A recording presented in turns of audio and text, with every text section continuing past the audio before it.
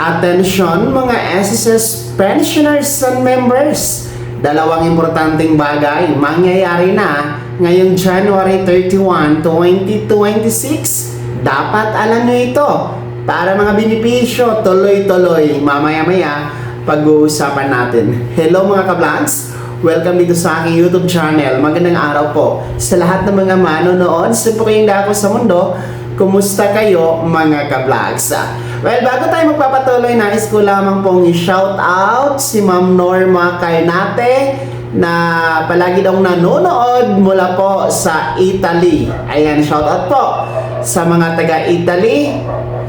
Particularly po kay Ma'am Norma Carnate. Maraming salamat po sa palaging panonood.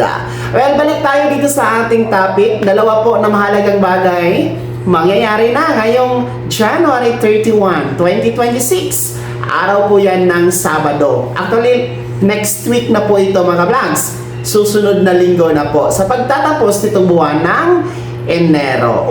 Una po para sa ating mga SSS members na mga OFW or Overseas Filipino Workers na hindi pa po nakabayad ng SSS contributions o hindi pa nakahulog ng contribution sa mga buwan ng October, November, and December ng taon 2025. Paalala po, ang inyo pong deadline para magbayad ng contributions sa mga buwan na yan ay ngayon pong January 31, 2026. Araw po yan ng Sabado. So since nasa ibang bansa kayo, pwede kayong magbayad sa mga accredited collection partners na meron po si SSS. So mahalaga po nga naman malaman ninyo yung mga accredited collection partners na SSS para sigurado talaga na mapunta sa tama at mapunta talaga sa SSS ang pagbabayad ng inyong kontribusyon. So ulitin po natin,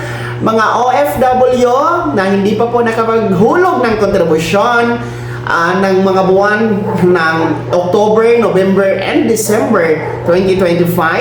Ang deadline po para bayaran yan ngayong January 31, 2026.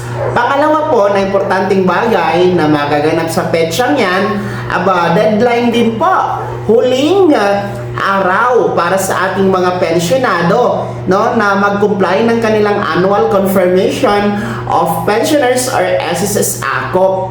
Para ito sa ating mga pensionado na birthday celebrant nitong Enero o magbe-birthday nitong buwan ng Enero, whatever kung anong petsa from January 1 hanggang January 31, tapos yung edad po ay 80 years old pataas. Kayo po ang required na magpa-ACOP ayon sa SSS Circular Number 2023-013, yung may subject po na revised guidelines for annual confirmation of pensioners program mga ka-vlogs. Well, last thing nga po ngayong January 31 sa pag-comply.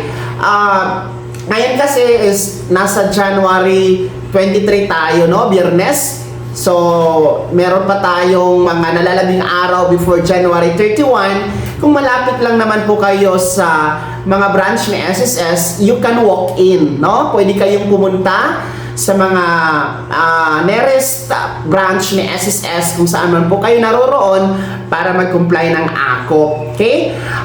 Para po sa ating mga nasa ibang bansa, mga nasa abroad, no, na mga required magpa-ACOP, hindi nyo na kailangan umuwi ng Pilipinas to comply your ACOP. Pwede naman pong gawin yan online. So, through video conference po mga ka-vlogs. Pero kailangan nyo muna mag-set ng online appointment kay SSS to schedule sa inyong gaganaping video conference. Paalala po, Philippine Standard Time ang gagamitin kapag video conference. And additional paalala po sa mga pensionadong dalawa po ang pensyon na tinatanggap.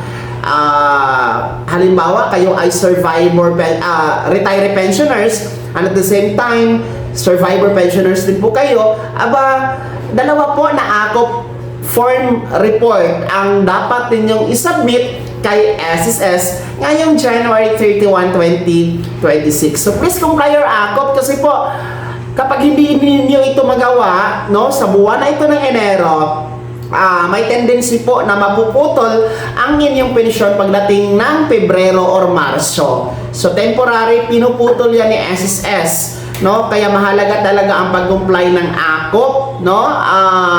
Sinisiguro lang naman po ni SSS na talagang ang pensyonado ay buhay, totoong tao ang tumatanggap ng pensyon. So yun po yung objective, bakit po nagkakaroon ng AKOP compliance tuwing buwan ng kapanganakan, mga ka-vlogs. At yan po ang dalawang mahalagang bagay na magaganap ngayong Enero 31, 2026. Una po, ulitin natin, no, deadline po yan para sa pagbayad ng contribution ng ating mga OFW SSS members para sa buwan ng October, November, and December 2025. Pangalawa, ay deadline din po yan para mag-comply ng AKOP ang ating mga January birthday celebrant at ang edad 80 pataas. Kaya naman, mga ka-vlogs, sino sa inyo dito ang mga OFW natin, no? Saang bansa po ba kayo?